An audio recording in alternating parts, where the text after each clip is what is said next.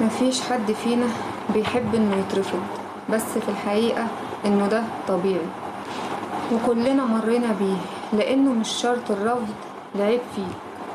اولا ده نصيب، بس النهايات بتختلف، وممكن الشخص اللي رفضك لأسباب تخصه هو، زي انه بيخاف من انه يتحمل مسؤولية، او ما بيعرفش ياخد قرارات، او ان مشاعره متقلبة واكتشف انه اتسرع في العلاقة فقرر ينهيها.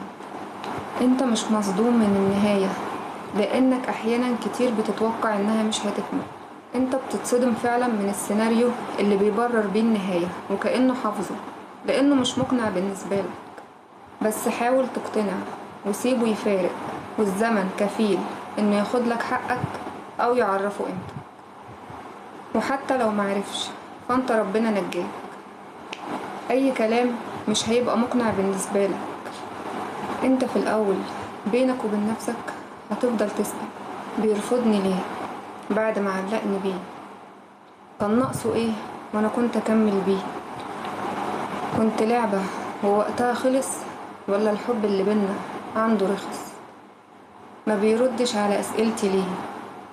فاكرني وفاكر ايامي، ولا ما باجيش ولا مرة في احلامي؟ ولا نسيني وبيفتكرني لما بيسمع الاغاني، ولا بقى بيسمعها مع حد تاني؟ اقولك خلينا كده، من امتى كنا قريبين؟ اللي بينا كان كله وهم، ومش فاضل لي غير ذكرى وحنين، وبفتكرهم لوحدي. ما هو كل حاجة حسيتها لوحدي، وانا بغلط في حق نفسي وافتكره ليه؟